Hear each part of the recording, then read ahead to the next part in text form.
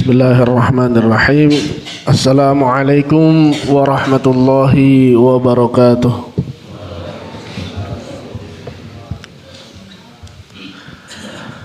Innal hamdalillah nahmaduhu wa nasta'inuhu wa nastaghfiruh wa na'udzu billahi min shururi anfusina wa min sayyiati a'malina.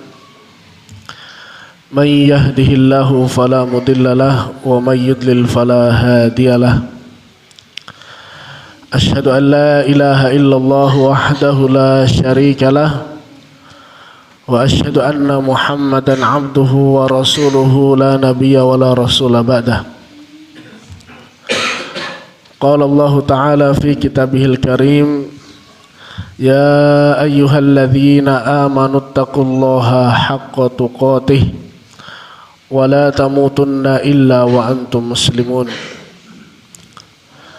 Wa qala aidan, ya ayyuhan nasu taqu rabbakumul ladzi khalaqakum min nafsin wahidah wa khalaqa minha zawjaha wa batha minhuma rijalan katsiran wa nisaa'a wattaqullaha alladzi tasaaluna bihi wal arham innallaha kana 'alaikum raqiba. Wa qala ta'ala, wa ma umiru illa liya'budullaha mukhlishina lahud-din hunafa'a wa yuqimus salata wa yu'tuz zakata wa dzalika dinul qayyimah. Wa qala ta'ala, qul in kuntum tuhibbunallaha fattabi'uni yuhibbukumullahu wa yaghfir lakum dhunubakum.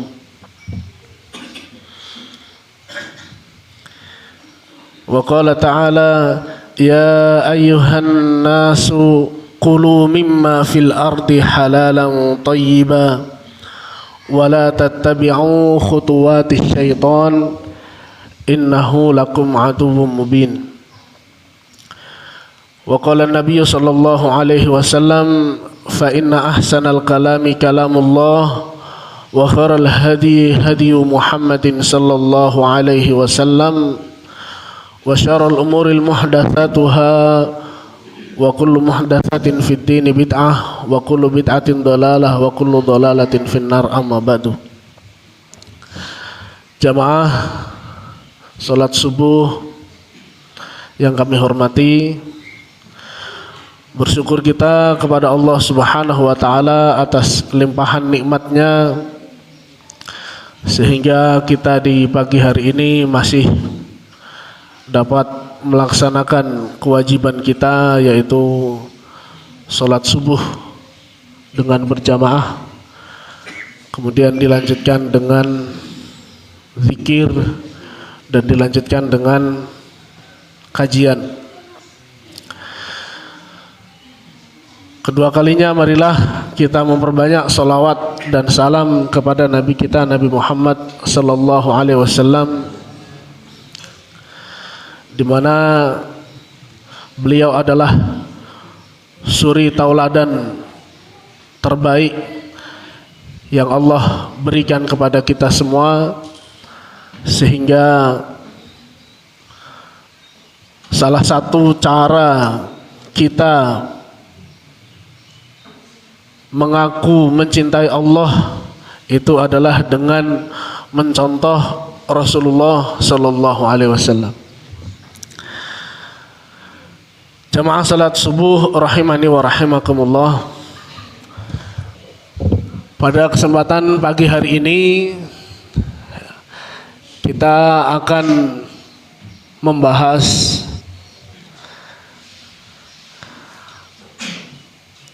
dari ajaran Islam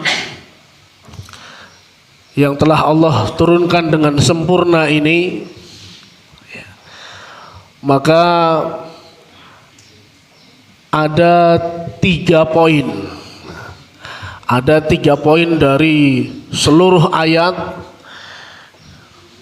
dan ada 3 poin hadis dari ribuan hadis ya dan dari ribuan ayat yang apabila kita laksanakan 3 ayat dan 3 hadis tersebut ya, maka insya Allah kita telah mengamalkan inti ajaran yang Allah turunkan ya kepada kita semua ini.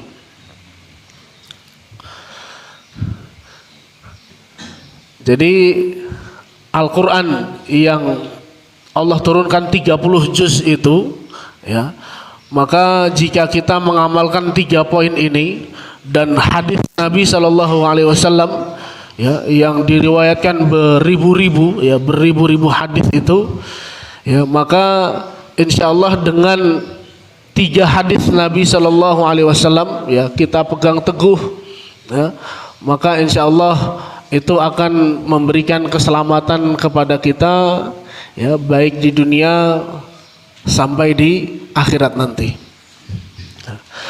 Apakah 3 poin tersebut, 3 ayat dan 3 hadis Nabi SAW tersebut? Maka yang pertama adalah Allah Subhanahu wa taala berfirman, "Wa ma umiru illa liya'budullaha mukhlishina lahud-dina hunafa'a wa yuqimus salata wa yu'tuz zakata wa dzalika dinul qayyimah." Dan kalian itu tidaklah diperintahkan ya, kecuali untuk beribadah, kecuali untuk beribadah kepada Allah mukhlisin ya, dengan tulus ikhlas. Wa yuqimus salata wa yu'tuz zakah wa dzalika dinul qayyimah. Mengerjakan salat dan menunaikan zakat, demikian itu adalah agama yang lurus. Nah, jadi poin pertama ya, poin pertama Allah Subhanahu wa taala menurunkan agamanya itu yang paling pertama adalah kita diperintahkan untuk beribadah kepada Allah dengan ikhlas ya. Kita diperintahkan beribadah kepada Allah dengan ikhlas. Maksudnya gimana dengan ikhlas? Artinya kita mengerjakan ibadah-ibadah itu ya, kita mengerjakan ibadah-ibadah itu adalah mengharapkan keridhaan dari Allah Subhanahu wa taala.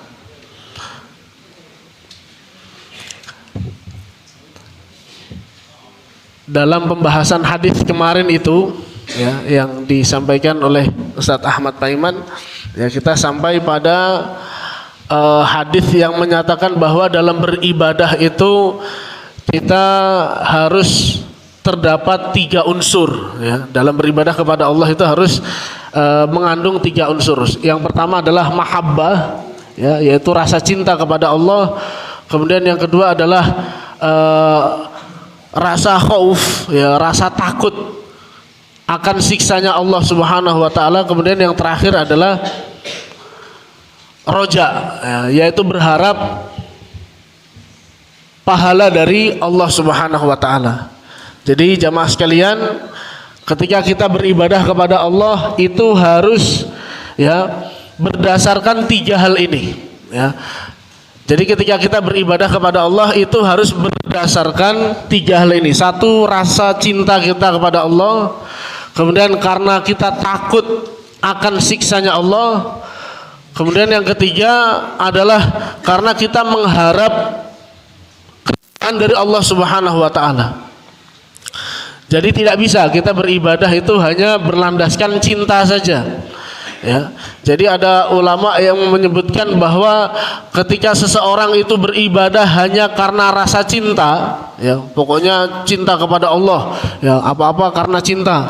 Bahkan sampai ada yang ungkapan ya menyatakan pokoknya kalau segala sesuatu itu karena cinta ya, dimasukkan ke dalam neraka pun ya itu akan rela ya. Ada ungkapan yang menyatakan seperti ini ya, atau ini sudah syair yang terkenal ya, Ilahi lastu lil firdausi, napa? Yang sudah hafal? Ilahi lastu lil firdausi ahlan. Wala aqwa 'alan nari jahimi. Gitu ya. Nah, ini kan diucapkan oleh saudara-saudara kita dari, mohon maaf, dari orang-orang sufi ya, dari orang-orang sufi. Kenapa mereka mengucapkan seperti ini? Karena begitu kuatnya rasa mahabbah mereka kepada Allah. Ya. Mereka mengaku sangat cinta kepada Allah ya. Sampai mereka mengatakan, "Ya Allah, saya ini tidak pantas masuk ke dalam surgamu." Ya. Kemudian juga mengatakan, "Wala aqwa 'alan naril jahimi." Ya, dan saya nggak kuat masuk ke dalam nerakamu. Nah, terus kalau kayak gitu mau kemana? Ya, mau masuk surga merasa nggak pantas, ya, masuk neraka juga nggak mau. Ya, sedangkan akhirat itu kan cuma ada surga dan neraka.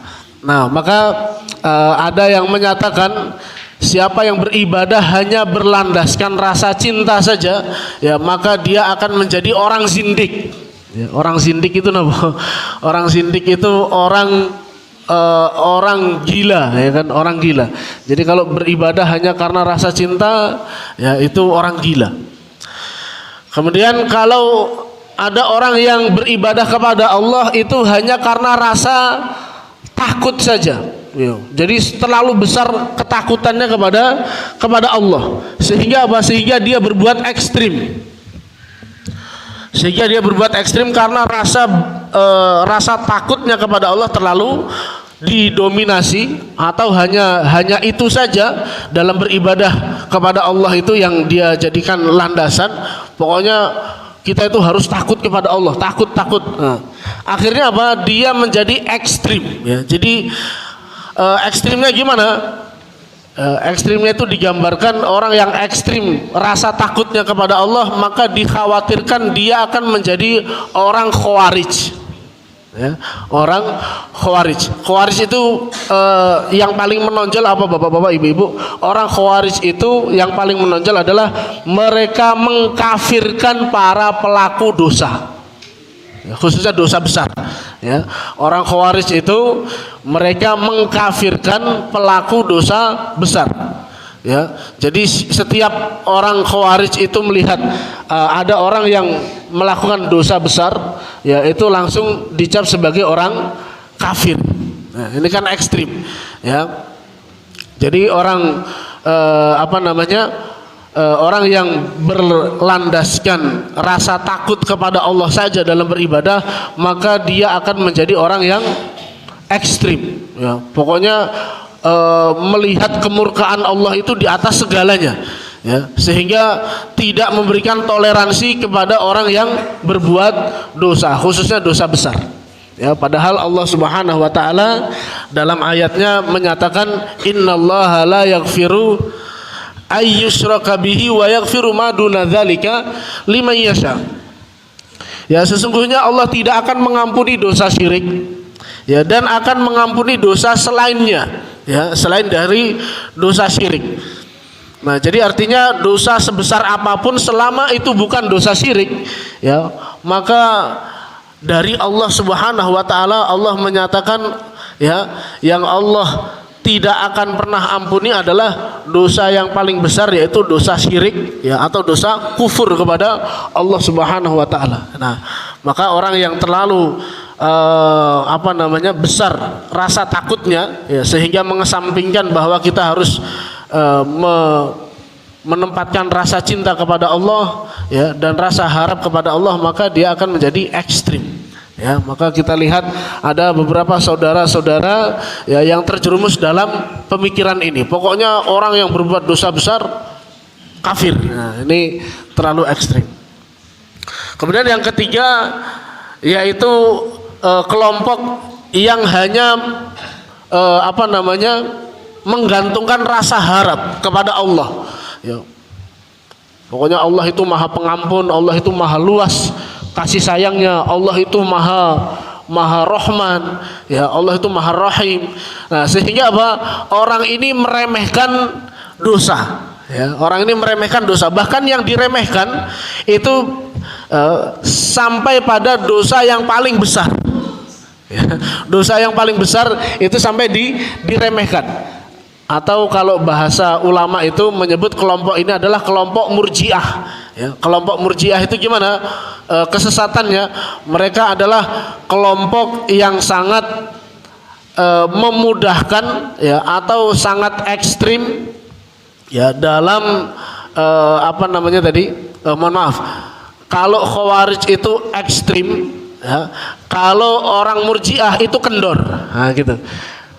Ekstrimnya gimana? Ekstrimnya itu sangat takut kepada Allah. Nah, sedangkan orang Murji'ah itu mereka meremehkan Allah. Ya, mereka meremehkan Allah. Wah, yang penting Allah itu kan maha apa? Maha pengampun. Ya, Allah itu kan maha pengampun. Ya, sehingga berbuat dosa ya nanti tinggal istighfar. Ya kan? Berbuat dosa nanti tinggal istighfar. Nah, kemudian maka ahlu sunnah wal jamaah, ya, orang yang lurus itu adalah ketika beribadah kepada Allah itu harus berlandaskan 3 hal tadi, ya. Jadi harus berdasarkan rasa cinta kepada Allah, kemudian mengharap ridhonya Allah atau mengharap surganya Allah, kemudian juga berdasarkan karena kita rasa takut, ya, terhadap siksanya Allah Subhanahu wa taala. Nah, maka harus dipadukan, ya.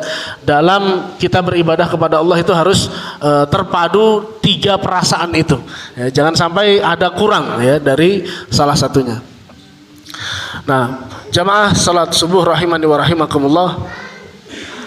Jadi yang pertama, ya, supaya kita mendapatkan keselamatan baik di dunia dan di akhirat, yang pertama adalah kita ikhlas dalam beribadah kepada Allah Subhanahu wa taala. Adapun dari hadisnya adalah, ya, innamal a'malu binniyat, ya. Innamal a'malu binniyat, ya.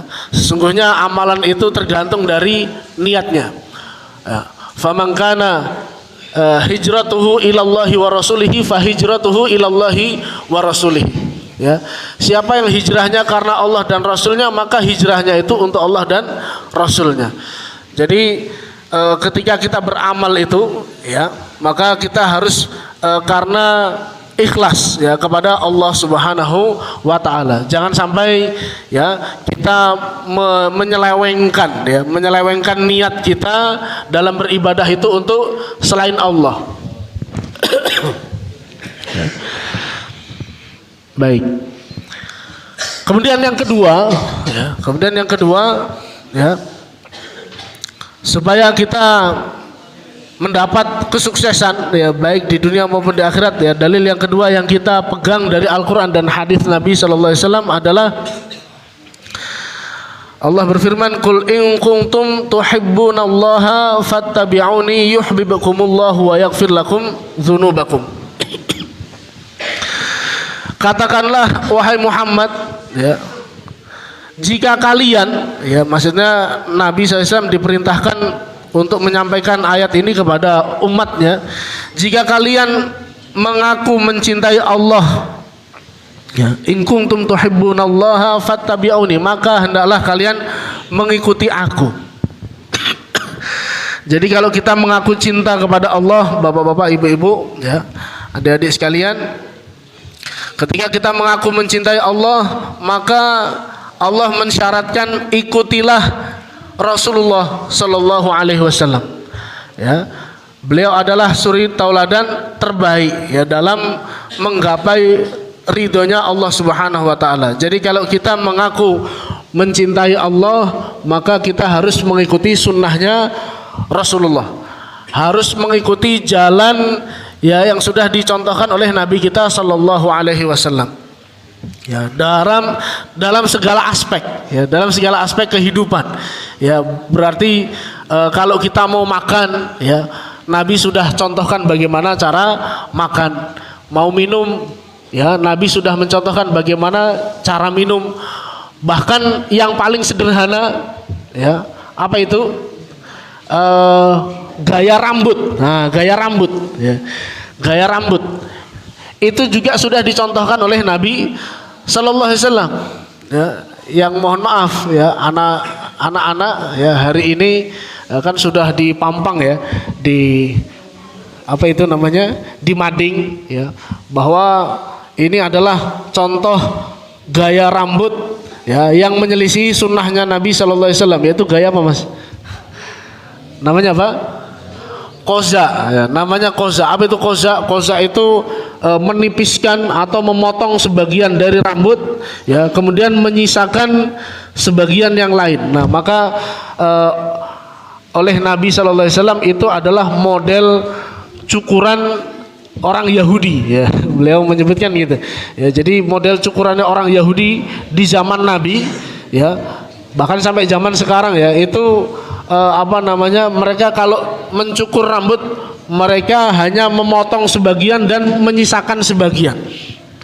Nah maka bapak-bapak, ibu-ibu ya, kalau ibu-ibu insya Allah aman ya, yang bapak-bapak ya, jadi bapak-bapak dalam mengatur gaya rambut ya, itu ternyata dalam Islam itu sudah diatur ya dengan sebaik-baiknya. Jadi Islam itu adalah agama yang adil.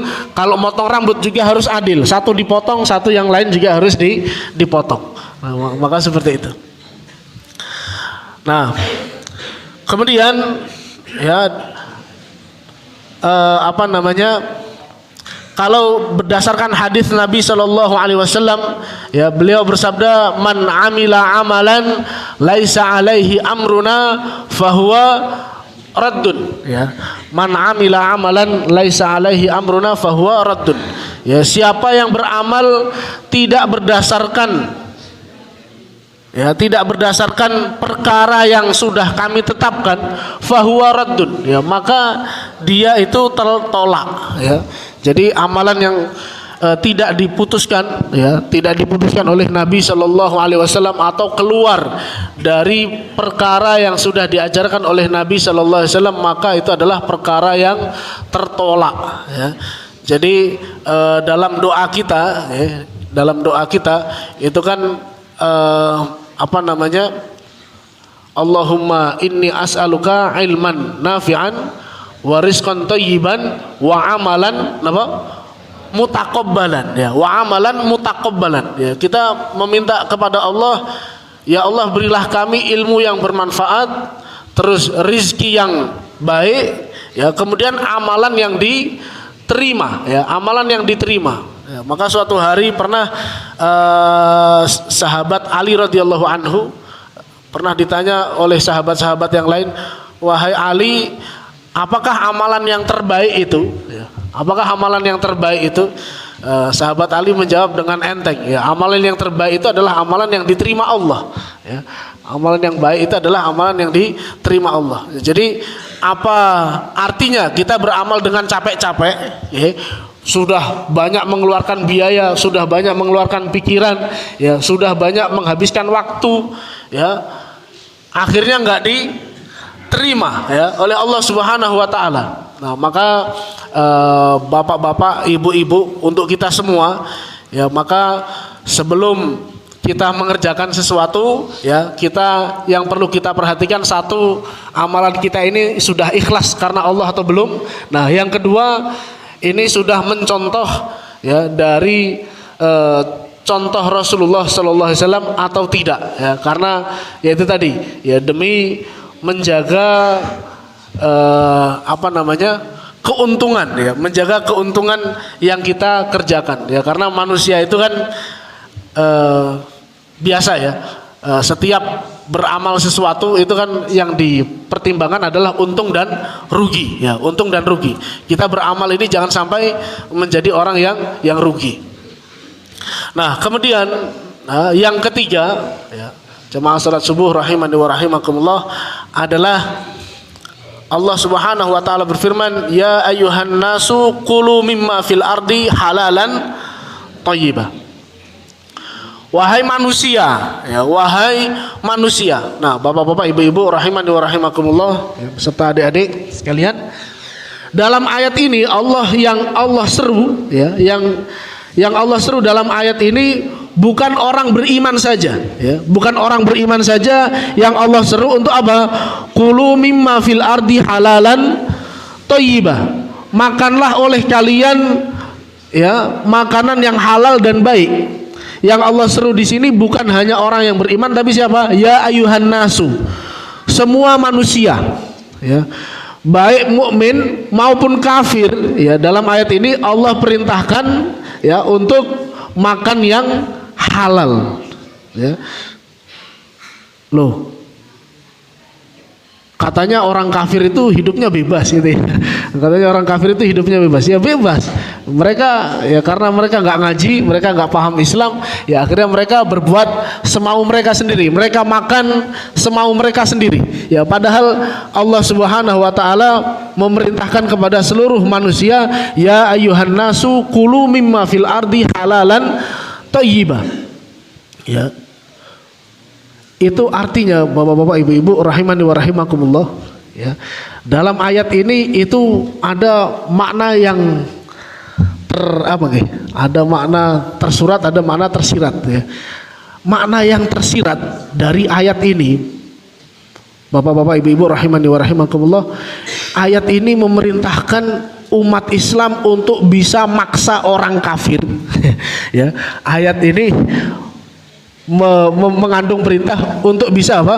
Orang muslim itu memaksa orang kafir makan yang halal dan thayyib. Coba bapak-bapak, ibu-ibu, hari ini bisa nggak orang muslim mau mengatur orang kafir supaya makan yang halal? Sakit atau betul? Sakit. Orang Islam bisa nggak memaksa orang kafir supaya, hei orang kafir jangan makan babi, hei orang kafir jangan minum khamr, hei orang kafir jangan makan bangkai? Bisa nggak umat Islam hari ini? Bisa? Jawabannya tidak bisa. Jawabannya nggak bisa. Mana buktinya? Ya nggak ada buktinya. Mana buktinya? Nggak ada buktinya. Nggak ada buktinya kita bisa memaksa umat kafir. Artinya apa, bapak-bapak, ibu-ibu rahimani wa rahimakumullah? Ayat ini Allah perintahkan supaya orang beriman itu berkuasa, ya. Orang beriman berkuasa atas orang kafir, sehingga orang kafir mau makan yang haram itu dicegah oleh penguasa yang muslim tadi. Nah, gitu. Coba kalau penguasa dunia ini adalah umat Islam, ya, terus pemerintahnya mengeluarkan aturan, ya, bahwa penduduk negeri ini tidak ada yang boleh memelihara babi. Gitu. Penduduk ini tidak ada yang boleh memproduksi khamr. Siapa yang memproduksi khamr, pabriknya dihancurkan. Siapa yang ketahuan minum khamr dipenjara 100 tahun, misalnya kayak gitu. Nah, misal. Nah, jadi hari ini tidak ada peraturan, ya, tidak ada kekuasaan yang mengatur sampai orang itu harus memakan makanan yang halal. Ya, maka ini dalam ayat ini, ya, dalam makna yang sangat luas itu Allah Subhanahu wa taala sebenarnya apa? Sebenarnya memerintahkan bahwa orang mukmin itu harus berkuasa, ya, sampai-sampai apa? Kekuasaannya itu bisa memaksa orang kafir, ya, sampai orang kafir itu harus mau, ya, makan hanya makanan yang halal dan baik. Ternyata bapak-bapak, ibu-ibu rahimani wa rahimakumullah, manusia itu sifatnya, ya, manusia itu sifatnya tergantung dari apa yang masuk ke dalam perutnya. Kalau makanan yang dikonsumsi itu adalah makanan yang baik, ya, maka dia akan menjadi manusia yang baik. Ya. Kalau makanan yang dikonsumsi itu adalah makanan yang baik, maka manusia ini sifatnya akan menjadi baik. Kalau makanan yang dikonsumsi itu buruk, ya, haram, ya, bahkan syubhat saja itu sudah mempengaruhi ke dalam diri kita, apalagi sampai haram, ya, maka sifatnya pun akan menjadi buruk. Ya, maka tidak heran bapak-bapak, ibu-ibu, kenapa hari ini orang kafir, ya, atau jangankan orang kafir, orang yang ngaku muslim saja, bapak-bapak, ibu-ibu, orang yang ngaku muslim saja hari ini tindak tanduknya banyak yang di luar nalar sehat kita, ya. tindak tanduknya umat Islam hari ini banyak yang tindak tanduknya, perbuatannya itu di luar akal logika kita. Ya, contoh ini agak sensitif ya, agak sensitif. Tapi sensitifnya apa?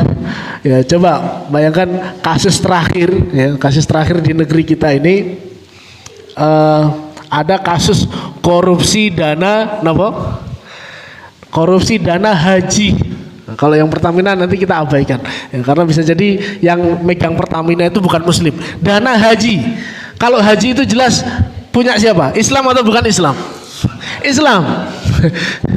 Korupsi kok dana haji, coba bayangkan. Itu dana kan buat ibadah, jelas punyanya umat Islam, tapi ada kasus korupsi. Nah, ini kan betul-betul di luar nalar. Ya kalau korupsi itu uang toilet lah, atau uang apa gitu, atau uang riba. Nah itu mungkin masih agak di luar nalar kita. Korupsi uang hasil judi, ya hasil judi terus dikorupsi, itu mesti agak ya memang harta haram gitu ya kan. Tapi kali ini dana haji, bayangkan bapak-bapak ibu-ibu, ya dana haji yang dikumpulkan oleh umat Islam, ya tapi dikorupsi oleh umat Islam sendiri. Nggak mungkin toh dana haji dikelola orang Kristen.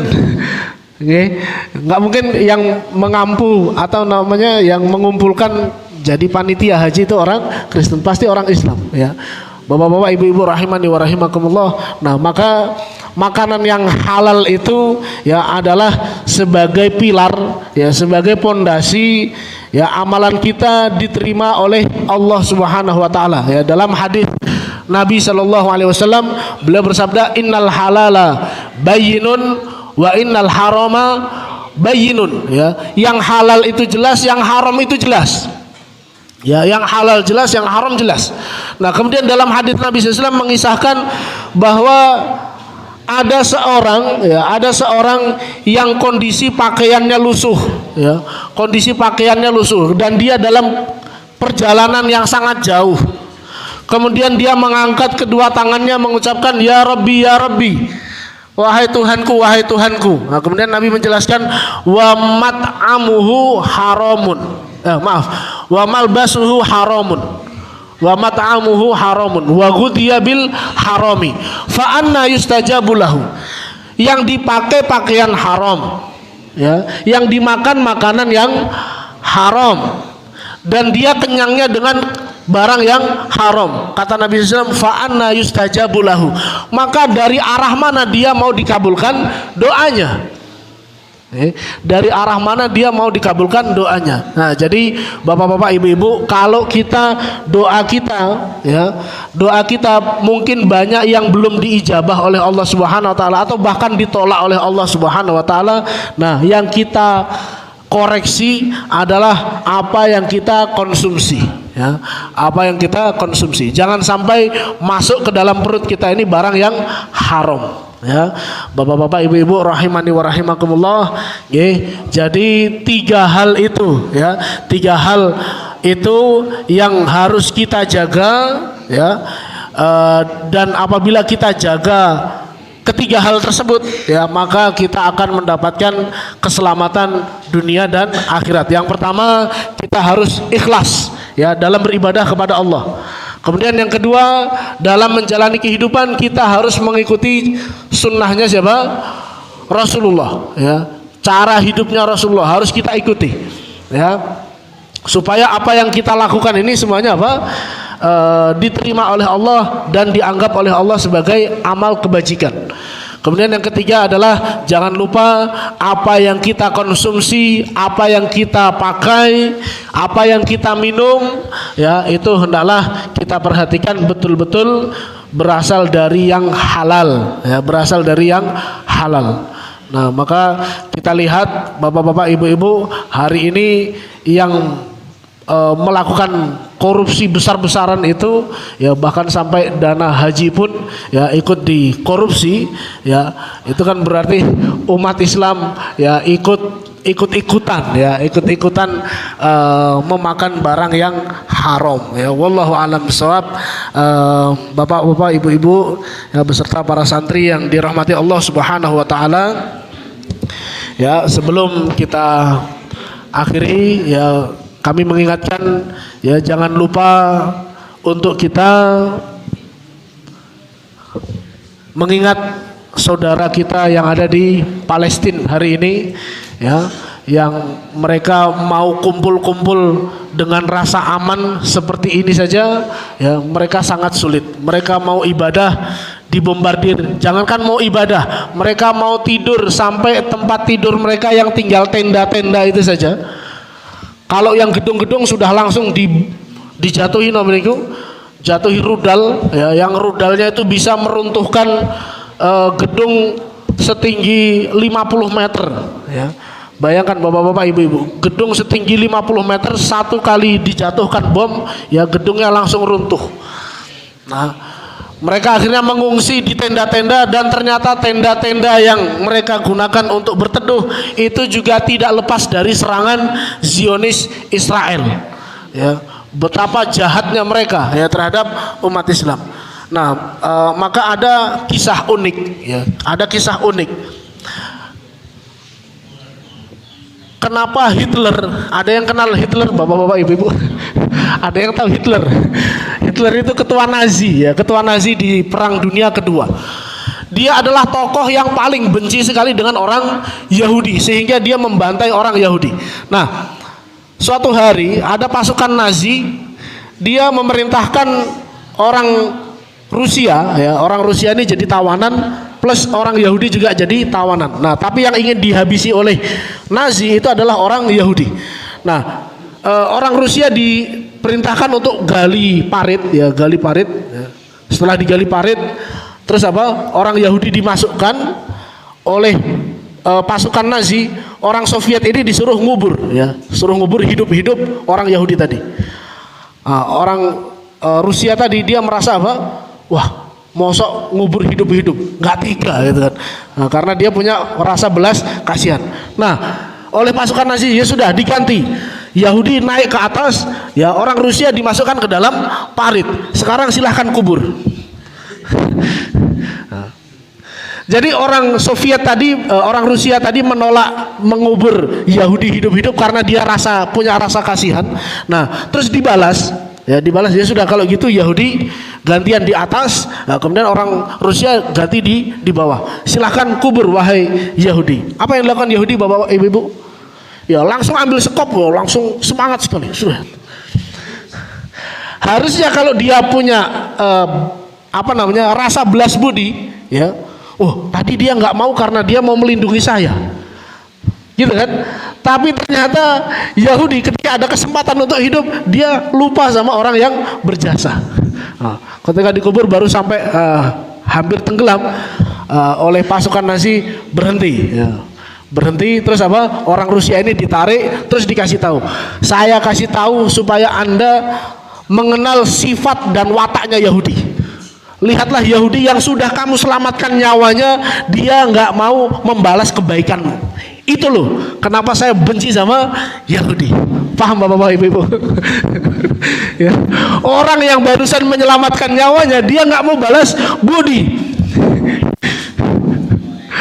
Dan ternyata bapak-bapak, ibu-ibu, dalam kitab mereka, apa kitabnya orang Yahudi, bapak ibu? Ya, jangan bilang Taurat ya, Taurat itu kitabnya umat Islam. Ya.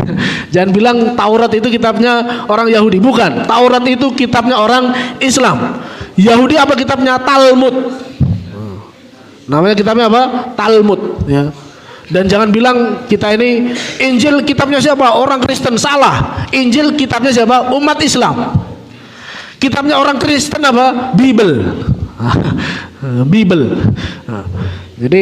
Jadi beda sekali ya antara Injil dengan Bible, antara Taurat dengan Talmud. Nah, ternyata dalam Talmud itu bapak-bapak, ibu-ibu, disebutkan bahwa bangsa selain Yahudi mereka adalah binatang.